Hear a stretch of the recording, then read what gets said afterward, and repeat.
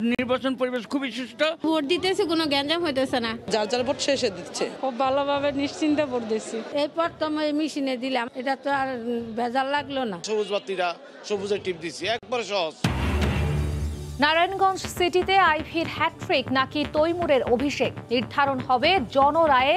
কেন্দ্রে কেন্দ্রে দীর্ঘ লাইন। প্রথম 4 ঘন্টায় ভোট পড়েছে 30%। এখন পর্যন্ত অত্যন্ত সুশৃঙ্খলভাবে ভোট গ্রহণ অনুষ্ঠিত হচ্ছে। সকলকে আশ্বস্ত করতে চাই যে বাকি সময়টা আমরা তাদের নিশ্চিদ্র নিরাপত্তা সেটা নিশ্চিত করব। জয়ের আশা 2 প্রার্থীরই। অলরেডি তারা নির্ধারণ করে ফেলেছে কাকে ভোট দিবে। ইনশাআল্লাহ নৌকা জয়যুক্ত হবে। আল্লাহর রহমতে লক্ষাধিক ভোটে ডিফারেন্স হবে ইনশাআল্লাহ। দেখছিলেন প্রধান শিরোনাম। দুপুরের সময়ের সঙ্গে আছি আমি খান তাজনিনা হাসান। এবার অন্যান্য শীর্ষ সংবাদ। আওয়ামী লীগকে ভোট দেয়ায় মঙ্গামুক্ত হয়েছে রংপুর অঞ্চলের মানুষ। বিভাগীয় কমপ্লেক্স উদ্বোধনী অনুষ্ঠানে প্রধানমন্ত্রী, দেশের অগ্রযাত্রা ঠেকিয়ে রাখা যাবে না। পদ্মা সেতু প্রকল্পে শেষ মুহূর্তের প্রস্তুতি চলছে। কার্পেটিং সহ খুঁটিনাটি কাজ। যান চলাচল স্বাভাবিক রাখতে তৈরি হচ্ছে সড়ক নেটওয়ার্ক। এগুচ্ছে নদী শাসনও। করোনা সংক্রমণ বাড়ায় পেছালো অমর একুশে গ্রন্থমেলা। 2 সপ্তাহের জন্য স্থগিত। নির্দিষ্ট হয়নি পরবর্তী তারিখ, জানালো সংস্কৃতি বিষয়ক মন্ত্রণালয়। মালয়েশিয়ায় নতুন করে বিদেশি কর্মী নিয়োগের তারিখ ঘোষণা। 28 জানুয়ারি থেকে অনলাইনে আবেদন। প্রবাসীদের সন্তোষ।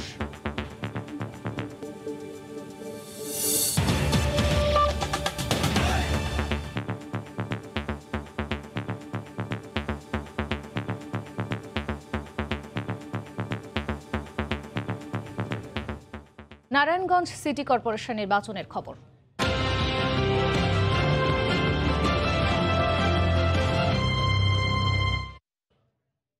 নারায়ণগঞ্জ সিটিতে আইভীর হ্যাট্রিক নাকি তৈমুরের অভিষেক, সেই সিদ্ধান্ত নিতেই ভোট উৎসবে মেতেছে নারায়ণগঞ্জ সিটিবাসী।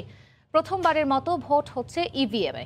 নতুন নগর অভিভাবক নির্বাচনে সকাল থেকেই কেন্দ্রে কেন্দ্রে দীর্ঘ লাইনে দাঁড়িয়ে ভোট দিচ্ছেন ভোটাররা। তরুণ ভোটারদের উপস্থিতি চোখে পড়ার মতো। শান্তিপূর্ণ পরিবেশ নিয়েও সন্তোষ জানান ভোটাররা। সকাল ভোটকেন্দ্র, ভোটের লাইন। নির্বাচনে চূড়ান্ত দিনে চলছে পছন্দের প্রার্থী বাছাই। সর্বাধিক ভোটে নির্বাচিত প্রতিনিধিরা 5 বছরের জন্য দায়িত্ব নেবেন নারায়ণগঞ্জ সিটি কর্পোরেশনের। এই মহা আয়োজনে নগরীর 192টি কেন্দ্রে একযোগে শুরু হয় ভোটের আনুষ্ঠানিকতা। সুশৃঙ্খল সারিতে কেন্দ্রে কেন্দ্রে দেখা গেছে নগরবাসীর ভোটাধিকার প্রয়োগের উচ্ছ্বাস। পছন্দের প্রার্থীকে সুন্দরভাবে ভোট দিতে আমি ধন্য। নাগরিক হিসাবে খুব আনন্দ ফুর্তি ভালো লাগতেছে। ভোট দিয়ে আমি অনেক গর্বিত হয়েছি। খুব ভালো পরিবেশ, কোনো বিশৃঙ্খলা নাই, সুন্দর করে যার যার ভোট শেষে দিচ্ছে। বয়োজ্যেষ্ঠরা শারীরিক কষ্ট সহ্য করে এসেছেন ভোট কেন্দ্রে। ভোটাধিকার প্রয়োগে এসেছেন শারীরিক প্রতিবন্ধীরাও। প্রথমবারের মতো ইভিএমে এই সিটি কর্পোরেশনের নির্বাচন হওয়ায় মিশ্র প্রতিক্রিয়া মিলেছে ভোটারদের কাছ থেকে। এই প্রথম এই মেশিনে দিলাম, আগে তো সিল মেরা দিতাম। সুবিধা এটা সহজ। প্রথম দিলাম সাদা রাত, এরপরে সবুজটা এলো, ওই রুমে টিপ দিলাম, 3 রুমে দিছি।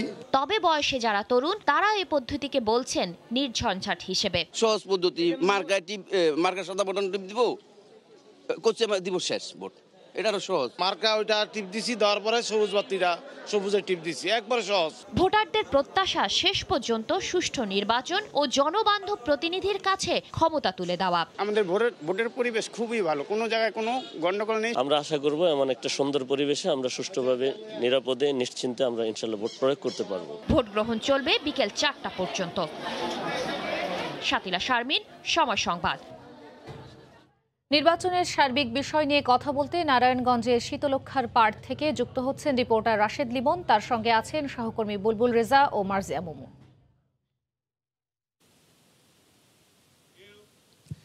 তাজদিন, শীতলক্ষার পাড়ের নগর নারায়ণগঞ্জে আজ বইছে ভোটের হাওয়া। আমরা দেখেছি গত 16-17 দিন প্রার্থীরা দাপিয়ে বেড়েছেন মাঠ এবং ভোটারদের মধ্যেও একটা উৎসবের আমেজ বিরাজ করছে। সেই উৎসবের ধারাবাহিকতায় আজকে সকাল 8টা থেকে শুরু হয়েছে ভোট গ্রহণ। আমাদের সহকর্মীরা আমরা ছিলাম এই প্রথম 6 ঘন্টা ভোটের মাঠে। সেই 6 ঘন্টারই নিজেদের অভিজ্ঞতাটা কিছুটা ভাগ করে নেব আপনার সঙ্গে। আমার সঙ্গে আছেন সহকর্মী বুলবুল, আছে মার্জিয়া মুবু। আমি যদি একটু জানতে চাচ্ছি যে খুব ভোরে, আমরা তো প্রায় 8টায় ভোট গ্রহণ শুরু হলো, আমরা কিন্তু ভোট কেন্দ্রে পৌঁছাইছি 6:30টার দিকে। সেই সময়টার অবস্থাটা কেমন দেখছিলেন? লিমন, নারায়ণগঞ্জে একটি ভোট হচ্ছে, এটি আসলে ভোট যে এক ধরনের উৎসব সেটি কিন্তু এই নারায়ণগঞ্জ সিটি কর্পোরেশন নির্বাচনের যারা ভোটার রয়েছেন তাদের মধ্যে পরিলক্ষিত হয়েছে। শুধু ভোটার নয়, যারা ভোটার না 18 বছরের নিচে তাদের কিন্তু আমরা এক ধরনের উল্লাস বা উৎসবের যে আমেজ সেটি তাদের মধ্যে দেখেছি। আমরা একদম সকাল 6টার মধ্যে দেখেছি যে প্রিজাইডিং কর্মকর্তা, সহকারী প্রিজাইডিং কর্মকর্তা বা পোলিং অফিসার যারা রয়েছেন এবং প্রার্থীদের যারা পোলিং এজেন্ট রয়েছেন তারা কিন্তু 6টার মধ্যেই প্রতিটি তাদের যে নির্ধারিত কেন্দ্র রয়েছে সেখানে উপস্থিত হয়েছেন। তারপর যে সরঞ্জামাদিগুলো রয়েছে সেগুলো পরীক্ষা নিরীক্ষার একটা ব্যাপার থাকে, সেই কাজগুলো শেষ করতে ভোটারদের আমরা দেখেছি। আমি যেমন প্রথম যে কেন্দ্রটিতে গিয়েছিলাম এবিসি ইন্টারন্যাশনাল স্কুল, সেটি 13 নম্বর ওয়ার্ডের একটি কেন্দ্র। সেখানে 2টি কেন্দ্র, একটি নারীদের জন্য একটি পুরুষদের জন্য আলাদা আলাদা। আমরা দেখেছি সকাল 7টার মধ্যেই কিন্তু লাইন শুরু হয়েছে এবং সেটি 8টার মধ্যে কিন্তু পুরুষদের লাইন সেটি কিন্তু লম্বা লাইনে পরিণত হয়েছে। যদিও সকালবেলার একটি বিষয় থাকে, যারা মহিলা রয়েছেন তারা একটু দেরি করে ভোট কেন্দ্রে এসেছেন, আমরা সেই বিষয়টি লক্ষ্য করেছি। এবং যেহেতু ইভিএম এ ভোট হচ্ছে, এই বিষয়টি যেহেতু জানাশোনার একটি বিষয় থাকে, আমরা শুরুতেই দেখেছি যারা বুঝতে পারেননি তাদেরকে কিন্তু শিখিয়ে দেওয়া হচ্ছে। আচ্ছা, এমনিতে যদি বলি ভোটারদের সঙ্গে তো ভোট দেওয়ার পরে বা আগে যখন কথা হয়েছে তাদের আসলে সেই সময়ের অনুভূতিটা কি? যেমন উৎসবের কথা বুলবুল বলছিলাম, আমরাও বারবার বলছিলাম যে নারায়ণগঞ্জে ভোট মানে উৎসব, তার কি প্রতিচ্ছবি ভোটারদের মাঝে ছিল কিনা? অবশ্যই রাশেদ, আমি যখন প্রথম তাৎখানা যে স্কুলটি রয়েছিল সেই কেন্দ্রটিতে গিয়েছিলাম, তো তখন সেখানে আমি একটু 70ঊর্ধ্ব একজন হালিমা বেগম, উনি লাঠিতে ভর করে এসেছেন। তো আমি বললাম যে আপনি এই শীতের মধ্যে এত মানে বয়স হয়েছে, আপনি ভোট দিতে আসছেন? বলছে হ্যাঁ, আমার তো ছেলে মেয়ে আছে, ওদের ভবিষ্যতের জন্য ভোট দিতে এসেছি। এবং উনি ওনার জীবনে একটা গল্প বললো যে আমি শেখের আমলে প্রথম ভোট দিলাম, আর সেই যে ভোট দেওয়া শুরু করলাম এখনও কিন্তু এই ভোটটা দিচ্ছি। এবং পাশাপাশি আরেকজনের কথা যদি বলি, যে এবারই তার প্রথম ভোট, 18 বছরের ফাতিমা, সে হচ্ছে ইন্টারমিডিয়েট পড়ে। তো সে হচ্ছে বলছে যে এটা আমার প্রথম ভোট, যে এতদিন শুধু দেখতাম যে বড়রা ভোট কেন্দ্রে ভোট দিতে যাচ্ছে, কিন্তু এইবার আমি প্রথম ভোটার হলাম এবং আমি ভোট দিচ্ছি। মানে তার চোখে মুখে যে আনন্দ, আমি যদি 70ঊর্ধ্ব হালিমা বেগমের যে কথাটা বলছি আর এই 18 বছরের ফাতিমা, দুজনের বলা যায় না যে একটা উৎসব বা তাদের যে আনন্দ বা দেশের জন্য বা যেই আমাদের যে আইনের যে বিধান রয়েছে, একই পরিবারের আমরা দেখেছি 5 জন ভোটার, তারা সবাই একসাথে ভোট দিতে এসেছেন। সেখানে কিন্তু একদম প্রথম প্রজন্ম, দ্বিতীয় প্রজন্ম, তৃতীয় প্রজন্ম, যার প্রথম ভোট, এবারই প্রথম ভোট দিচ্ছেন তিনিও যেমন এসেছেন, অথবা একদম শুরু থেকে যার পঞ্চম ভোট, অর্থাৎ এর আগে আরো 4টি বা 5টি নির্বাচনে ভোট দিয়েছেন, তাদেরকেও কিন্তু একই পরিবারের 5 জন 6 জন সদস্যদেরকে আমরা দেখেছি। নারায়ণগঞ্জে ভোটটা আসলে সার্বজনীন একটা উৎসবের পরিণত হয়েছে। আমিও আমারও অভিজ্ঞতা যদি বলি, যে একজন হুইল চেয়ারে উনি চলাফেরা করেন, ওনার কেন্দ্রটা হচ্ছে 3 তলায়। যেহেতু নারায়ণগঞ্জ স্কুলগুলো তো লিফট থাকবে না, কিন্তু উনি তারপরও এসেছেন, ওনাকে 2 জন আনসার সদস্য তুলে নিয়ে গেছেন এবং ভোট দিয়ে আসার পরে ওনার যে উৎসবটা ছিলেন, উনি বলেছেন আমি শারীরিকভাবে প্রতিবন্ধী, তাতে কি হয়েছে, কিন্তু আমার সমাজ গঠনে বা আমার এই নগর গঠনে আমি একটা ভূমিকা রাখতে পেরেছি, এটাই আমার জন্য অনেক বড় কিছু। আরেকটা জিনিস, যেমন ইভিএম এর যে আপনি যেটা বলছিলেন যে বাইরে প্রশিক্ষণের একটা ব্যবস্থা ছিল কেন্দ্রে কেন্দ্রে, আবার দেখেছি নির্বাচন কমিশনের পক্ষ থেকে দেয়ালে সাথে খুব বেশি বোধহয় বেগ পেতে হয় না ইভিএম এ। নির্বাচনের 2 দিন আগেই কিন্তু মক ভোটিং এর একটি ব্যবস্থা ছিল, অর্থাৎ এই ইভিএম এ ভোট দিতে যারা অভ্যস্ত নয় তারা কিভাবে খুব সহজে এই ইভিএম এ ভোট দিতে পারবেন সেই বিষয়টি যেমন ছিল।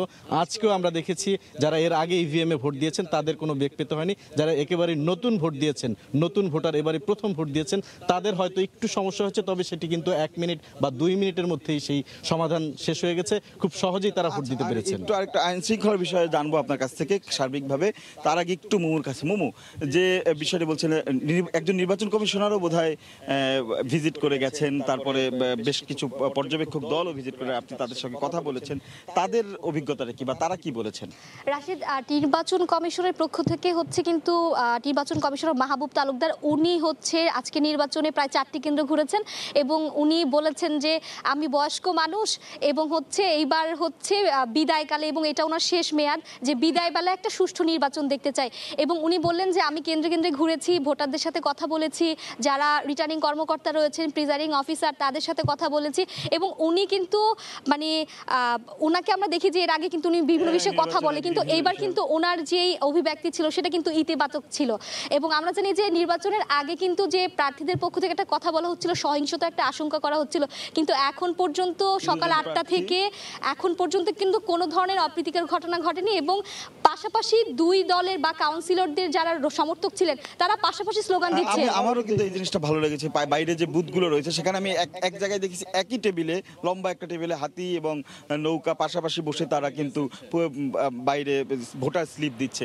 সার্বিকভাবে আইন শৃঙ্খলা রক্ষা বাহিনীর পক্ষ থেকে কি বলা, মানে আইন শৃঙ্খলা রক্ষার কি অবস্থা? সরকারি তোলারাম কলেজ পরিদর্শন করেছিলেন ঠিক বেলা 12টার দিকে জেলা প্রশাসক মোস্তাইন বিল্লাহ, পাশাপাশি জেলার যিনি পুলিশ সুপার রয়েছেন জাহিদুল আলম, তারা দুইজনেই একসাথে এসেছিলেন এবং সাথে অন্য যারা ঊর্ধ্বতন কর্মকর্তা রয়েছেন এই নির্বাচন সংশ্লিষ্ট, তারা এই পরিদর্শন শেষে আমাদের সাথে কথা বলেছেন। তারা যেমনটি জানিয়েছেন, গতকাল প্রেস ব্রিফিংয়ে পুলিশ সুপারের পক্ষ থেকে যে বক্তব্য দেওয়া হয়েছিল যে এই ভোটের দিন অর্থাৎ সকাল থেকে শুরু করে ভোট শেষ না হওয়া পর্যন্ত যারা বহিরাগত রয়েছেন তারা আসতে পারবেন না, সেই বিষয়টি কিন্তু তারা নিশ্চিত করেছেন।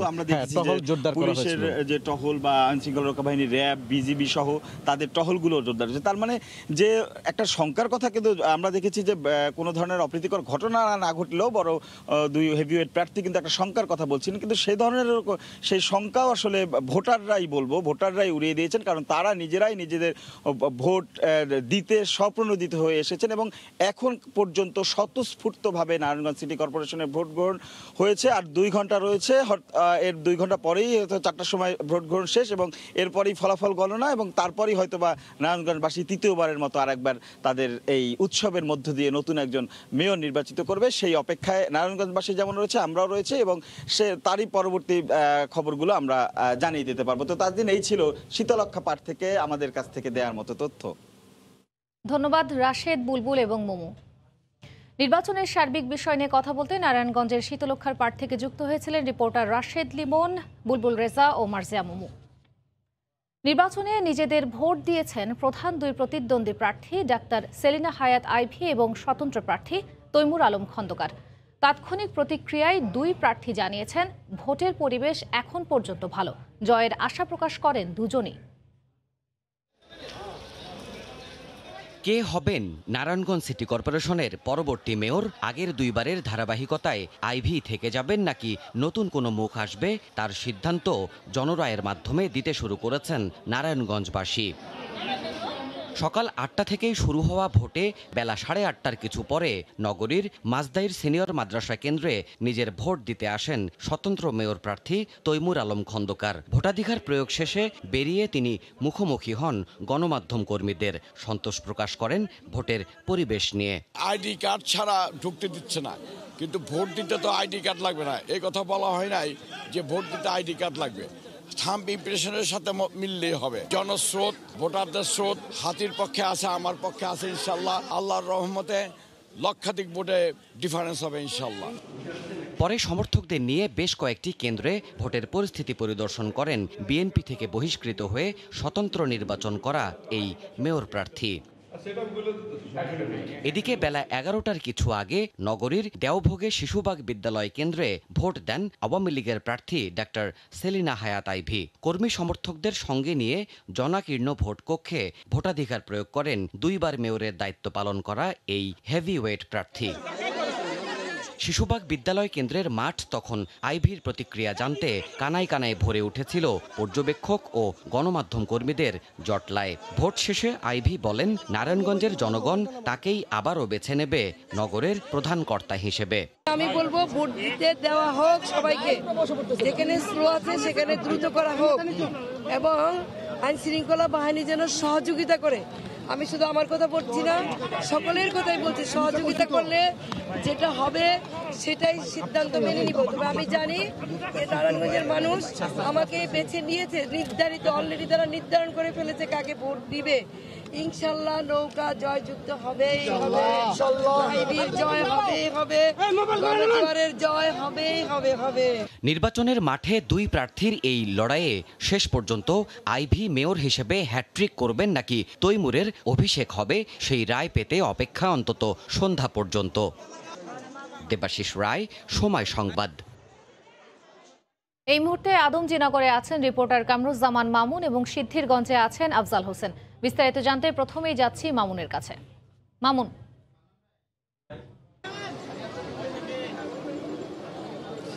তাজনীন, 2 ঘন্টারও কম সময় রয়েছে হাতে, তারপরই আসলে ভোট গ্রহণের যে সময় সেটি শেষ হতে চলেছে। আমরা এই মুহূর্তে রয়েছি সিদ্ধিরগঞ্জের আদমজীনগরের একটি ভোট কেন্দ্রে। এখানে আমরা দেখছি যে এখানে যে ভোটারদের সারি, সেখান থেকে স্কুলের মধ্যে যে কেন্দ্র, সেখানে একে একে ভেতরে প্রবেশ করতে দেওয়া হচ্ছে, অর্থাৎ মূল গেট দিয়ে শুধু ভোটারই প্রবেশ করতে পারবেন এবং তিনি ভোট দিয়ে আবার বের হয়ে আসবেন এদিক দিয়ে। আমরা সকাল থেকে ছিলাম নৌকা প্রার্থী সেলিনা হায়াত আইভীর সঙ্গে। তিনি সকালে আজ 11টায় শিশুবাগ বিদ্যালয় কেন্দ্রে ভোট দিয়েছেন 16 নম্বর ওয়ার্ডের, এবং সেখানে ভোট দেওয়ার পর তিনি জানিয়েছেন যে তিনি তার জয়ের ব্যাপারে আশাবাদী। তিনি ইভিএমে ভোট দিতে ধীরগতি হচ্ছে বলে অভিযোগ করেছেন। তিনি বলেছেন যে দ্রুত যাতে ব্যবস্থা গ্রহণ করা হয়, যাতে সবাই সময়ের মধ্যেই ভোট দিতে পারে, তিনি বলেছেন। আমরা সে সময় তার সঙ্গে ছিলাম এবং তিনি বেশ কয়েকটি কেন্দ্র পরিদর্শন করেছেন।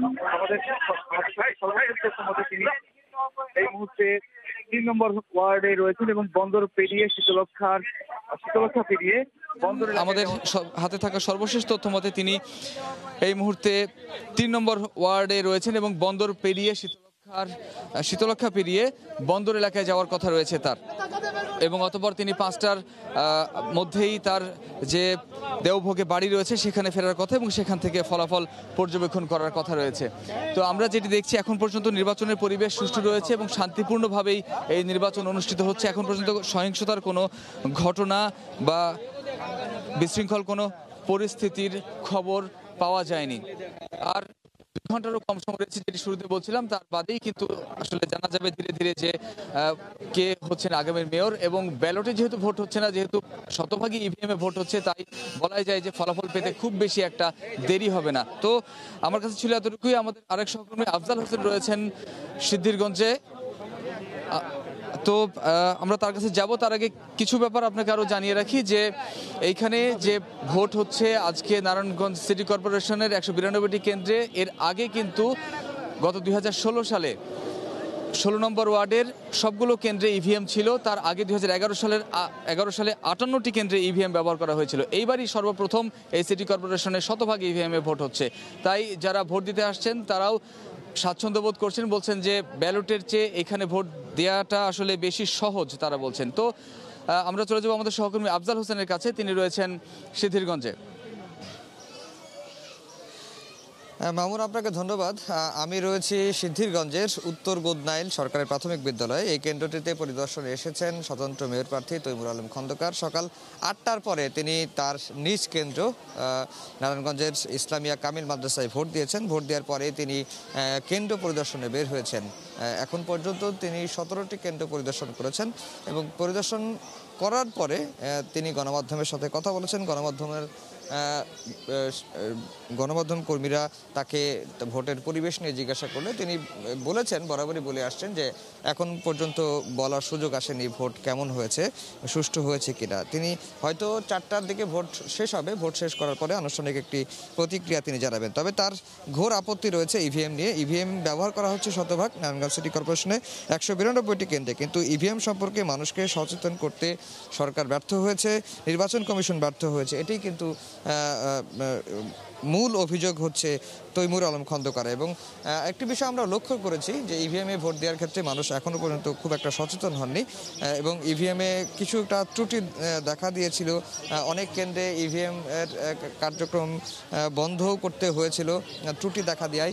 এবং ইভিএমে ভোট দেওয়ার ক্ষেত্রে যেটিতে হয়েছে যে সময় লাগছে, সময় লাগার কারণে ভোটার যে লাইন, সেই লাইনটি দীর্ঘ হয়েছে। একই সঙ্গে বয়স্ক যারা ভোটার রয়েছেন তারাও কিন্তু খুব একটা সহজভাবে ইভিএমে ভোট দিতে পারেননি, কারণ তাদের আঙ্গুলের যে ছাপ সেটি সময় আইডি কার্ডের সাথে ম্যাচ করছে না, যার কারণে বয়স্ক ভোটারদের ক্ষেত্রে কিছুটা সমস্যার সম্মুখীন হতে হয়েছে। অনেকেই দেখেছি যে তারা ভোট দিতে পারেনি, বাসায় ফিরে গেছেন, আবার অনেকে দীর্ঘ চেষ্টা করার পরে ভোট দিতে পেরেছেন। এখনও কেন্দ্রে কেন্দ্রে কিন্তু ভোটারদের দীর্ঘ সারি রয়েছে, তারা ভোট দেওয়ার জন্য অপেক্ষা করছেন।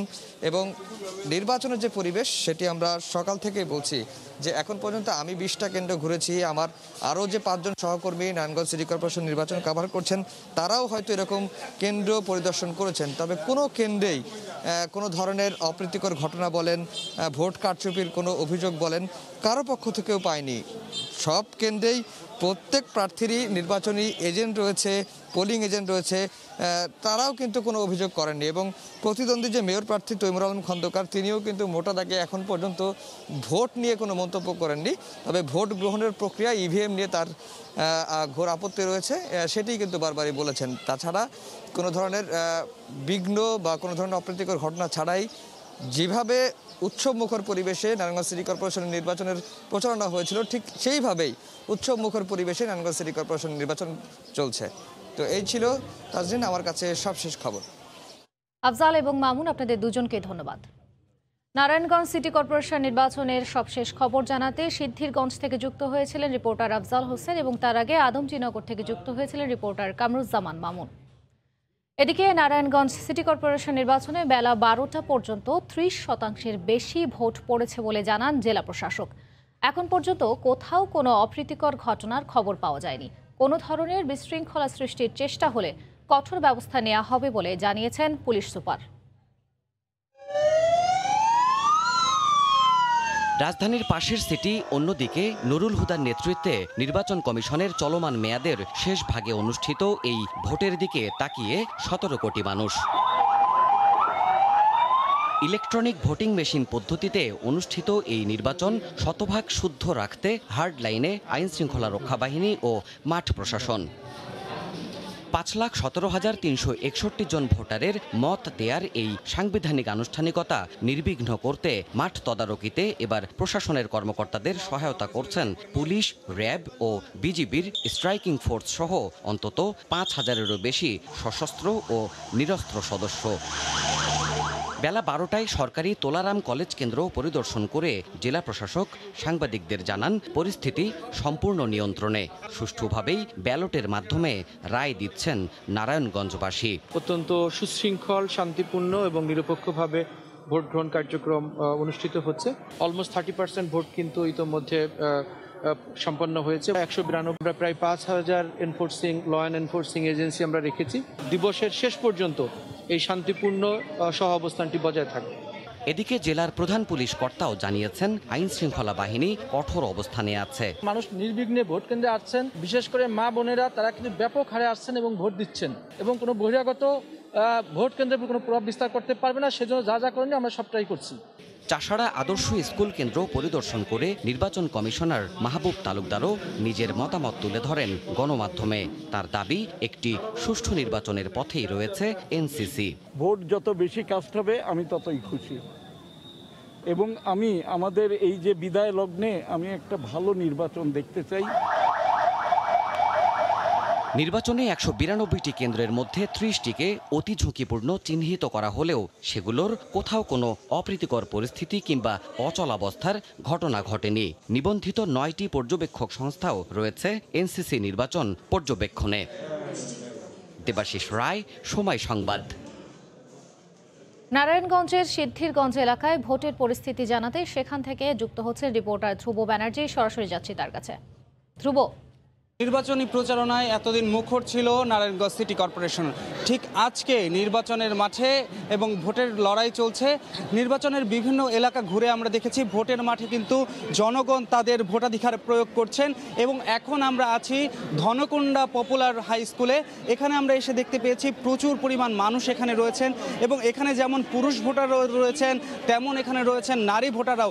এই কেন্দ্রে মূলত প্রায় 8,000-এর মতো ভোট রয়েছে এবং যারা এখানে এসেছেন তারা সবাই সুষ্ঠুভাবে নিজেদের ভোট প্রয়োগ করতে পেরেছেন বলে আমরা জানতে পেরেছি। আমরা এখানে এসে তাদের সাথে কথা বলেছিলাম যে ইভিএম মেশিনে যে নতুন প্রক্রিয়ায় ভোট হচ্ছে এটাতে তারা স্বাচ্ছন্দ্য বোধ করছেন কিনা। তারা সেখানে বলেছেন যে ইভিএম এর পদ্ধতিটা যারা বুঝবে তাদের জন্য অনেক সহজ এবং তারা খুব স্বাচ্ছন্দ্যভাবে এই ভোটাধিকারটা প্রয়োগ করছেন। যারা বয়স্ক আছে তাদের জন্য ইভিএম এর প্রক্রিয়াটা একটু নতুন হলেও তারা এটা বুঝে নিয়েছেন এবং সকলের সহযোগিতায় তারা এই ভোটাধিকারটা প্রয়োগ করতে পেরেছেন। আমরা এখানে দেখতে পাচ্ছি প্রচুর পরিমাণ নারী ভোটার রয়েছে, এখানে কয়েকটি সারি করা হয়েছে এবং এখানে যারা আইন শৃঙ্খলা বাহিনী আছে তারা কাজ করে চলেছেন। আপনারা দেখতে পাচ্ছেন নারী ভোটাররা এখানে দাঁড়িয়ে আছেন এবং তাদের ভোটাধিকার প্রয়োগ করছেন। এখানে প্রচুর পরিমাণ মানুষের সমাগম রয়েছে, এখানে যেমন নারী ভোটারও রয়েছে তেমনি পুরুষ ভোটারও রয়েছে। এখানে বেশ কিছু নতুন ভোটারদের সাথে আমাদের কথা হয়েছে। নতুন ভোটাররা বলছেন যে ইভিএম পদ্ধতিটা তাদের জন্য অনেকটাই সহজ হয়েছে, যেহেতু ডিজিটাল বাংলাদেশের উদ্দেশ্যে এগিয়ে চলছে আমাদের বাংলাদেশ, সেহেতু এই পদ্ধতিটা তাদের জন্য খুব সহজ হয়েছে এবং এই পদ্ধতির মাধ্যমে ভোট যে তাড়াতাড়ি গণনা হবে এই ব্যাপারটা ক্ষেত্রেও তারা কিন্তু স্বাচ্ছন্দ্য বোধ করেছেন। আপনারা দেখতে পাচ্ছেন এখানে নারী ভোটারদের উপস্থিতি রয়েছে। আমরা কতক্ষণ আগে সিদ্ধিরগঞ্জের বিভিন্ন কেন্দ্র ঘুরেছি, কেন্দ্র ঘুরে ঘুরে দেখেছি যে ভোটারদের উপস্থিতি ছিল অনেক বেশি এবং ভোট পড়ছে, এখনও ভোট গ্রহণ চলছে এবং মানুষ খুব উৎসাহ উদ্দীপনার মধ্য দিয়ে ভোট গ্রহণ চালাচ্ছেন। কিছু কিছু ক্ষেত্রে তারা অভিযোগ করেছিলেন যে এই ইভিএম পদ্ধতিতে তাদের কিছু কিছু ফিঙ্গারপ্রিন্ট মিলছে না, কিন্তু এখানকার যারা আছেন, যারা দায়িত্বরত আছেন তাদের সহযোগিতায় তারা সঠিকভাবে ভোট দিতে পেরেছেন। এই ছিল আমার কাছে নারায়ণগঞ্জের সিদ্ধিরগঞ্জ থেকে সর্বশেষ। তাজলিন। ধন্যবাদ ধ্রুব। নারায়ণগঞ্জের সিদ্ধিরগঞ্জ এলাকার ভোটের পরিস্থিতি জানাতে সেখান থেকে যুক্ত হয়েছিলেন রিপোর্টার ধ্রুব ব্যানার্জি। দুপুরের সময় আরও থাকছে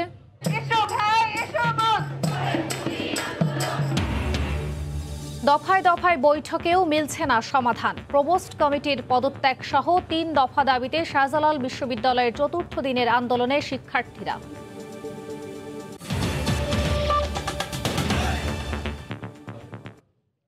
আওয়ামী লীগকে ভোট দেয়ায় রংপুর অঞ্চল মঙ্গামুক্ত হয়েছে উল্লেখ করে প্রধানমন্ত্রী শেখ হাসিনা বলেছেন, দেশে কেউ ভূমিহীন ও গৃহহীন থাকবে না। সকালে রংপুর বিভাগীয় সদর দফতর কমপ্লেক্সের উদ্বোধন করে বক্তব্য রাখেন তিনি। সরকার প্রধান বলেন, উন্নয়নশীল দেশ হিসেবে এগিয়ে যাচ্ছে বাংলাদেশ, কোনো ষড়যন্ত্রই এই অগ্রযাত্রা ঠেকাতে পারবে না। এক ছাদের নিচেই বিভাগীয় প্রশাসনের সব অফিস রেখে 10 তলা অত্যাধুনিক ভবন। দেশের 8টি বিভাগের মধ্যে প্রথম বিভাগীয় এই সদর দপ্তর করা হয়েছে রংপুরে। প্রশাসনিক বিকেন্দ্রীকরণ ও এক জায়গা থেকে সব রকম সেবা দিতে বর্তমান সরকারের সুদূরপ্রসারী পরিকল্পনার সফল বাস্তবায়নের লক্ষ্যে প্রথম নির্মিত বিভাগীয় সদরের উদ্বোধন করেন প্রধানমন্ত্রী শেখ হাসিনা। রোববার সকালে গণভবন থেকে ভার্চুয়াল মাধ্যমে যুক্ত হয়ে উদ্বোধনী অনুষ্ঠানে প্রধানমন্ত্রী বলেন, মানুষের মৌলিক চাহিদা পূরণে তৃণমূল মানুষের কাছে সব সেবা পৌঁছে দেওয়ার লক্ষ্যেই এমন উদ্যোগ নিয়েছে সরকার। কুড়িগ্রামে কৃষি বিশ্ববিদ্যালয় করে দিচ্ছি, লালমনিরহাটে আমরা অ্যাভিয়েশন অ্যান্ড এয়ারস্পেস ইউনিভার্সিটি তৈরি করে দিচ্ছি। আমরা রংপুরে বেগম রোকেয়ার জন্মস্থান পায়রাবন্ধ, সেখানে তার নামে একটা কমপ্লেক্স এবং ট্রেনিং সেন্টারও করা হয়েছে এবং রংপুর বিশ্ববিদ্যালয়ে বেগম রোকেয়ার নামই আমরা করে দিয়েছি। প্রধানমন্ত্রী তার সরকারের বিভিন্ন উন্নয়ন কর্মকাণ্ড তুলে ধরে বলেন, নৌকায় ভোট দিয়েছে বলেই রংপুর অঞ্চলের মানুষ মঙ্গামুক্ত হয়েছেন। এইসব অঞ্চলে এই সময়টায় যাতে কিছু ফসল হয় আমরা রিসার্চ করে সেটা বের করে সেই উৎপাদন করি এবং আমাদের ওই অঞ্চলে মানুষের কর্মসংস্থান ব্যবস্থা করি। দুর্ভাগ্য যে 2001-এ বিএনপি ক্ষমতা এসে আবার এই অঞ্চলে মঙ্গা শুরু হয়। নৌকা মার্কায় ভোট দিয়েই কিন্তু রংপুরবাসী এই সব সুযোগ সুবিধাগুলি পেয়েছেন, সেটা বোধহয় ভুললে চলবে না। ভূমিহীনদের খুঁজে বের করতে প্রশাসন ও জনপ্রতিনিধিদের তাগিদ দিয়ে বলেন, দেশে কোনো ভূমিহীন থাকবেন না। উন্নয়নশীল দেশ হিসেবে এগিয়ে যাওয়ার কথা উল্লেখ করে প্রধানমন্ত্রী বলেন, কেউ আর এই অগ্রযাত্রা বাধাগ্রস্ত করতে পারবে না। আমাদের জনপ্রতিনিধি যারা আছেন বা দলের লোক যারা আছেন সবাইকে আমি বলবো, আমার লক্ষ্য হচ্ছে এই দেশে কোনো ভূমিহীন মানুষ থাকবে না। এই উন্নয়নশীল দেশ হিসেবে আমাদের আরও এগিয়ে যেতে হবে, সে পরিকল্পনা আমি করে দিয়েছি। আজকে আমাদের লক্ষ্য হচ্ছে যে 2041 সালের মধ্যে বাংলাদেশ উন্নত সমৃদ্ধ দেশ হবে। তার জন্য আমরা 2021 থেকে 2041 প্রেক্ষিত পরিকল্পনা প্রণয়ন করেছি এবং এটাও বাস্তবায়ন হবে ইনশাল্লাহ, এবং বাংলাদেশের এই অগ্রযাত্রা আর কেউ ভবিষ্যতে থামাতে পারবে না। সকল উপজেলা, জেলা ও বিভাগীয় শহরে একই ছাদের নিচে সকল সেবা দেওয়ার লক্ষ্যে সরকার এমন কমপ্লেক্স নির্মাণ করবে বলেও জানান প্রধানমন্ত্রী। প্রসূন আশিস, সময় সংবাদ, ঢাকা। পদ্মা সেতু প্রকল্পে চলছে শেষ মুহূর্তের প্রস্তুতি। এগিয়ে নেওয়া হচ্ছে কার্পেটিং সহ খুঁটিনাটি কাজ। যান চলাচল স্বাভাবিক রাখতে সেতুর দুই পাড়ে তৈরি হচ্ছে সড়ক নেটওয়ার্ক। এগিয়ে চলছে নদীর শাসনও। এরই মধ্যে মূল সেতুর অগ্রগতি প্রায় 96%, আর সার্বিক অগ্রগতি 89.5%। নাসিরুদ্দিন উজ্জ্বলের রিপোর্ট, ছবি তুলেছেন আবু সাইদ। দক্ষিণাঞ্চলের কোটি কোটি মানুষের ভাগ্য বদলে দেওয়ার পদ্মা সেতু চালু হচ্ছে চলতি বছরেই, তাই সেতুর জৌলুস ছড়াচ্ছে চারিদিকে। নতুন বছরে বিশেষ উদ্যমে চলছে সেতুর শেষ পর্যায়ের কাজ। সেতুটি খুলে দেওয়ার আশায় এখন দিন গুনছেন পদ্মা পাড়ের মানুষ। সেতুর কাজ শেষ হয়েছে, অধিকাংশ শেষই। এই সাইডের কাজ শেষ, প্রান্তের কাজ শেষ। দক্ষিণাঞ্চলের কোটি কোটি মানুষের উপকার হবে। পদ্মা সেতু হওয়ার ফলে সমৃদ্ধি নিঃসন্দেহে আসবে। সেতুর পাশাপাশি সেতুতে ওঠানামা করা সহ যান চলাচল স্বাভাবিক রাখতে সড়ক নেটওয়ার্ক তৈরির কাজও এগিয়ে চলছে। কার্পেটিং সহ খুঁটিনাটি কাজের পাশে নদীর শাসনের কাজও দ্রুত এগুচ্ছে। চেষ্টা করছি যেন আমরা জুনের যে টার্গেট, এটা যেন অ্যাচিভ করতে পারি। চ্যালেঞ্জ মোকাবেলা করে আমরা কাজ করছি। ইনশাল্লাহ আমাদের প্রগ্রেস তো আমরা বলতেছি নদী শাসন কাজের প্রায় 86-এর উপরে, আমাদের 86% উপরে প্রগ্রেস হয়ে গেছে। সেতুতে গ্যাস পাইপলাইন স্থাপনের অগ্রগতি 72%, আর 400 কেভি TL প্ল্যাটফর্মের অগ্রগতি 68% বেশি। পদ্মা সেতুর অবকাঠামো নির্মাণ শেষ প্রায়, আর নদী শাসন কাজের অগ্রগতি 87.5%। শরীয়তপুরের জাজিরা থেকে নাসিরুদ্দিন উজ্জ্বল, সময় সংবাদ। মালয়েশিয়ায় নতুন করে বিদেশি কর্মী নিয়োগের তারিখ ঘোষণা করেছে দেশটির সরকার। আগামী 28 জানুয়ারি থেকে প্ল্যান্টেশন খাতে ওয়েবসাইটের মাধ্যমে আবেদন করা যাবে বলে নিশ্চিত করেছে দেশটির মানব সম্পদ মন্ত্রণালয়। এছাড়া অন্যান্য খাতে আবেদন করা যাবে আগামী 15 ফেব্রুয়ারি থেকে। মালয়েশিয়া থেকে বিস্তারিত মোহাম্মদ আব্দুল কাদেরের রিপোর্টে। মালয়েশিয়ায় কৃষি উৎপাদন, খনন কাজ, নির্মাণ ও গৃহকর্মী খাতে শ্রমিক ঘাটতি কমাতে গেল বছরের সেপ্টেম্বরে 32,000 বিদেশি কর্মী নিয়োগের ঘোষণা দিয়েছিল দেশটির সরকার। এরই পরিপ্রেক্ষিতে স্থানীয় সময় শনিবার দেশটির মানব সম্পদ মন্ত্রী মালয়েশিয়ায় বিদেশি কর্মী নিয়োগে অনলাইন আবেদনের তারিখ ঘোষণা করেন। আগামী 28 জানুয়ারি থেকে প্লান্টেশন খাতে ওয়েবসাইটের মাধ্যমে এই আবেদন করা যাবে বলে জানানো হয়, আর অন্যান্য খাতে আবেদন শুরু হবে আগামী 15 ফেব্রুয়ারি থেকে। মালয়েশিয়া সরকারের ঘোষণায় সন্তোষ প্রকাশ করেছেন দেশটিতে বসবাসরত প্রবাসী বাংলাদেশিরা। বাংলাদেশি কর্মী নেওয়ার জন্য যে তারিখ ঘোষণা করেছে, তা বাংলাদেশি অপেক্ষমান কর্মীদের জন্য একটি বড় সুখবর। মালয়েশিয়ার ভালো বিভিন্ন কোম্পানি দেখে যেন ওরা আসেন, কোনো দালালের খপ্পরে পড়ে যেন নিজেদের সর্বোচ্চ হারিয়ে সর্বশান্ত যেন না হন। এদিকে যারা বিদেশি কর্মী নিয়োগ করতে চান, সেসব নিয়োগকর্তা তাদের প্রয়োজনের উপর ভিত্তি করে অনলাইনে আবেদন জমা দিতে পারবেন। নিয়োগকর্তাদের আবেদন প্রক্রিয়া দ্রুত সম্পন্ন করার পাশাপাশি প্রতারণা এড়াতে তৃতীয় পক্ষের মাধ্যমে কোনো অর্থ লেনদেন না করার নির্দেশ দিয়েছেন দেশটির মানব সম্পদ মন্ত্রী। তবে বিদেশি কর্মীদের মালয়েশিয়ায় প্রবেশের ক্ষেত্রে বেশ কিছু বিধিনিষেধ মানতে হবে। প্রবেশের পর তাদেরকে বাধ্যতামূলক 7 দিনের কোয়ারেন্টাইনে থাকতে হবে বলে মন্ত্রণালয়ের পক্ষ থেকে জানানো হয়। এর আগে গেল বছরের 19 ডিসেম্বর বাংলাদেশ ও মালয়েশিয়ার মধ্যে শ্রমবাজার নিয়ে সমঝোতা চুক্তিতে সই করেন মালয়েশিয়ার মানব সম্পদ মন্ত্রী দাতুক সেরি এম সারাভানান এবং বাংলাদেশের প্রবাসী কল্যাণ মন্ত্রী ইমরান আহমদ। মোহাম্মদ আব্দুল কাদের, সময় সংবাদ, কুয়ালালামপুর, মালয়েশিয়া। সামান্য জ্বর, সর্দি কিংবা কোনো উপসর্গ ছাড়াই চট্টগ্রামে করোনা আক্রান্ত হচ্ছেন সাধারণ মানুষ। আগের ডেল্টা ভ্যারিয়েন্টের চেয়ে বর্তমান উপসর্গে রয়েছে অনেক ভিন্নতা। শনাক্তের হার বেড়েছে 10 থেকে 12 গুণ। স্বাস্থ্যবিধি না মানার কারণে অনেকটা নীরবেই ওমিক্রন ছড়িয়ে পড়ছে বলে জানান চিকিৎসকরা। চট্টগ্রাম থেকে বিস্তারিত জানাচ্ছেন পার্থপ্রতিম বিশ্বাস। চট্টগ্রামে আবারও করোনার থাবা, এবার অনেকটা নীরবেই। এরই মধ্যে শনাক্তের হার বেড়ে দাঁড়িয়েছে 5% থেকে 13%। এমনকি 2 ডোজ টিকা গ্রহণকারী অনেকেই আক্রান্ত হচ্ছেন। গত এক সপ্তাহে আক্রান্তের সংখ্যা 1,500-এর বেশি। জ্বর, সর্দি বা কোনো উপসর্গ ছাড়াই অনেকের শরীরে করোনা শনাক্ত হচ্ছে। এজন্য সামান্য উপসর্গ থাকলেই কেন্দ্রগুলোতে করোনা পরীক্ষা করতে আসছেন অনেকে। হালকা একটু কাশি ছিল, আর একটু সামান্য পানি ছিল, নাকের পানি ছিল, ওই কারণে আমার সন্দেহ লাগতেছে, সেই জন্য আমি টেস্টটা করতে চাচ্ছি। 9 তারিখ থেকে আজকে পর্যন্ত প্রায় 5 দিনের উপরে হয়ে যাচ্ছে, কিন্তু এখন আমার জ্বরটা কমে নাই। কমলে 101, তার উপরে 102 পর্যন্ত উঠে। জ্বরে ভুগতেছে, অনেক ডাক্তার দেখাইছি, জ্বর কমতেছে না, সেজন্য আমরা কোভিড পরীক্ষাটা করার জন্য আসছি এখানে। চিকিৎসকরা জানান, করোনা সংক্রমণ বাড়তে থাকায় নতুন ভ্যারিয়েন্ট ওমিক্রনও ছড়াচ্ছে। করোনা উপসর্গ এসেছে পরিবর্তন। ওমিক্রনের এই নেচার যেটা, তার যে মিউটেশন হয়েছে, সেটাতে তার সংক্রমণশীলতাটা অন্তত 6 গুণ বেশি ডেল্টার চেয়ে, যার ফলে আপনারা দেখেছেন যে বাংলাদেশে কিন্তু 1600 থেকে 4000 পার হয়ে গেছে একটা 24 ঘন্টার ভিতরে। এবার যেটা দেখতেছি রোগীদের তেমন কোনো সিমটম নাই যারা ভ্যাকসিনেটেড।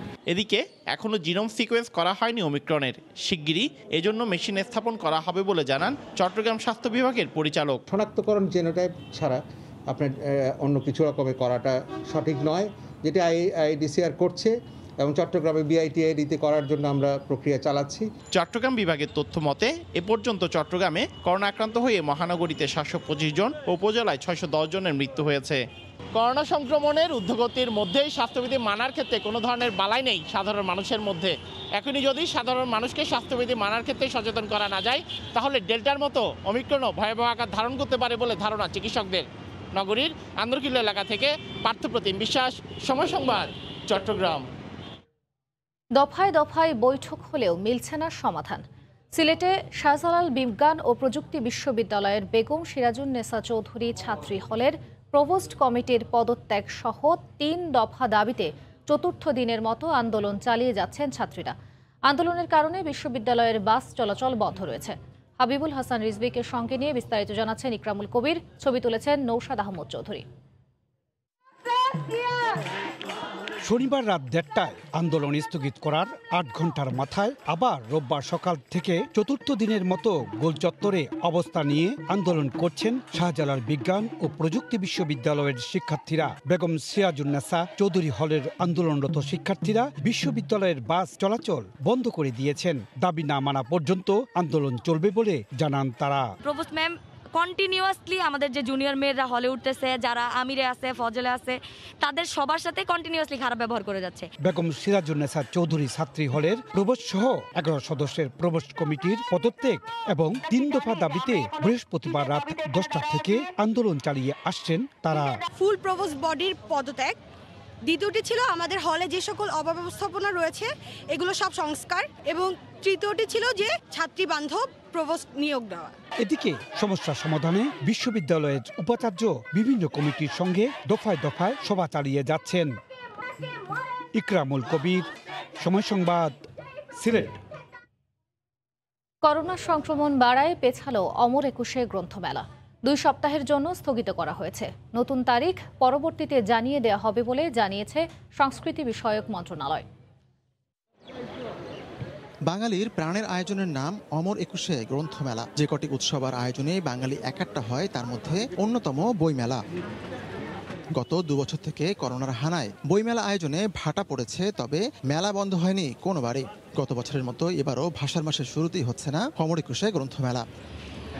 সংস্কৃতি বিষয়ক মন্ত্রণালয় বলছে, ফের করোনা সংক্রমণ বাড়ায় 1 ফেব্রুয়ারি এবারও বইমেলা শুরু করা যাচ্ছে না। ফেব্রুয়ারির প্রথম 2 সপ্তাহের জন্য মেলা স্থগিত করা হয়েছে। পরবর্তীতে মেলা শুরুর তারিখ জানাবে মন্ত্রণালয়। আতিকুর রহমান তামাল, সময় সংবাদ, ঢাকা।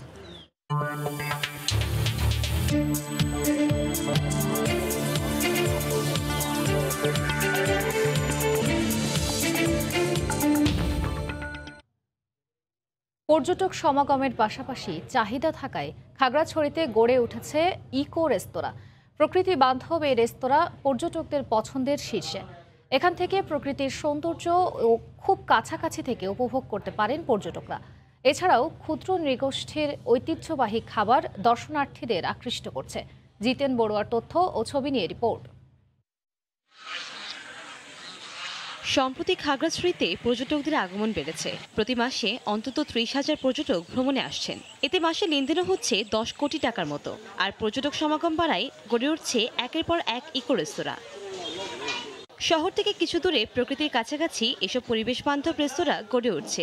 ক্ষুদ্র নৃগোষ্ঠীর ঐতিহ্যবাহী খাবারের পাশাপাশি এখানে বিভিন্ন ধরনের খাবার পরিবেশন করা হয়। এসব রেস্তোরাঁর প্রতি পর্যটকদের আকর্ষণও বেশি। প্রাকৃতিক এবং নৈসর্গিক পরিবেশ অত্যন্ত মনোরম। পাহাড়ি কিছু খাবার দাবার বাঙালি খাবারের থেকে সম্পূর্ণ ডিফারেন্ট। শহরের মানুষ এসেও এখানে প্রকৃতির ছোঁয়া অনুভব করতে পারবে। এখানে প্রকৃতি, ফুল, রয়েছে গাছপালা, সবকিছু আমরা দেখতে পাচ্ছি, সবগুলো মানে সুন্দর।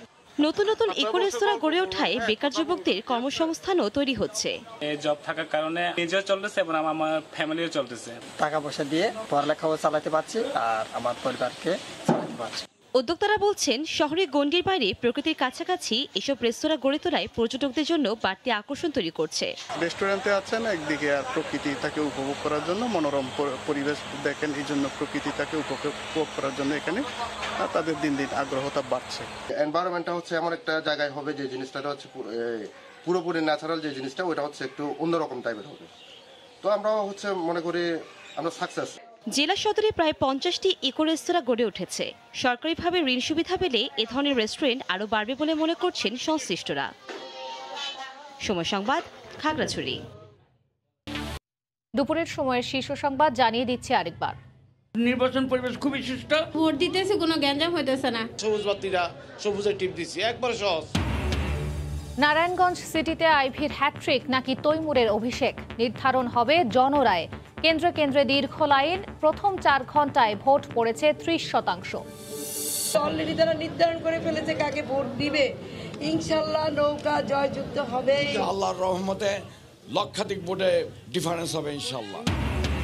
নারায়ণগঞ্জ সিটি নির্বাচনে জয়ের আশা আইভি ও তৈমুরের। ভোটের পরিবেশ নিয়ে সন্তুষ্ট প্রধান 2 প্রার্থী।